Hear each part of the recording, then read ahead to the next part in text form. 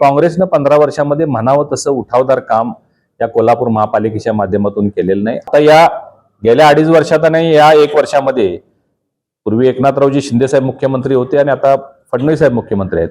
अनेक प्रकल्प कोल्हापूरला देण्याचं काम केलेलं. आता कोल्हापूरच्या असणाऱ्या मागण्या या प्रभावीपणानं सरकार आपलं असल्यामुळे आपण करून घेऊ शकतो.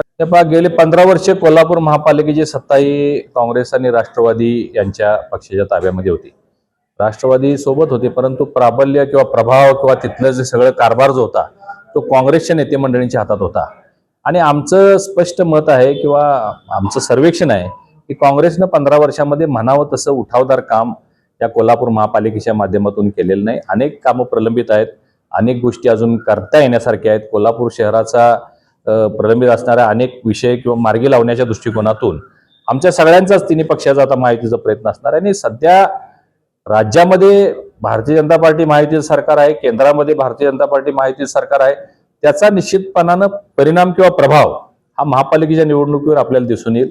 आम्हाला कोणत्याही गोष्टी आज महापालिका म्हणून किंवा पक्ष म्हणून सन्मान्य मुख्यमंत्री महोदयांच्याकडे मांडता येतात, मागता येतात आणि ते आम्हाला परिपूर्णता सुद्धा होते.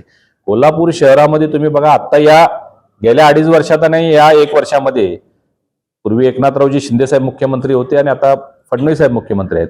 अनेक प्रकल्प कोल्हापूरला देण्याचं काम केलेलं. आता तुम्ही शेंडा पार्कमध्ये बघा, हॉस्पिटल मंजूर झालेलं आहे. आता बास्केट ब्रिजचं काम अनेक वर्ष प्रलंबित होतं, 1050 कोटी रुपयाचं ते काम मंजूर झालेलं आहे. कोल्हापूर शहरांतर्गत फ्लायओव्हरची आपण मागणी केलेली आहे, त्याची प्रक्रिया सुरू झाली आहे, त्याचं ऑलरेडी टेंडर आलेलं आहे. तर अशा कोल्हापूरच्या असणाऱ्या मागण्या या प्रभावीपणानं सरकार आपलं असल्यामुळे आपण करून घेऊ शकतो. आणि आता नागरिकांच्याकडून आम्ही जाहीरनामा तयार करणार आहे.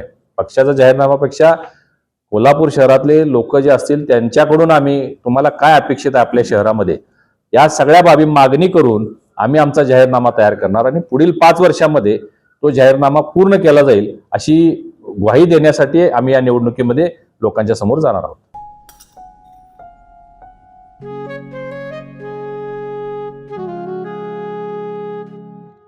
बाबा, आज येताना बासुंदी घेऊन या ना. अगं, कालच आपण आईचा वाढदिवस होता म्हणून आणली होती ना.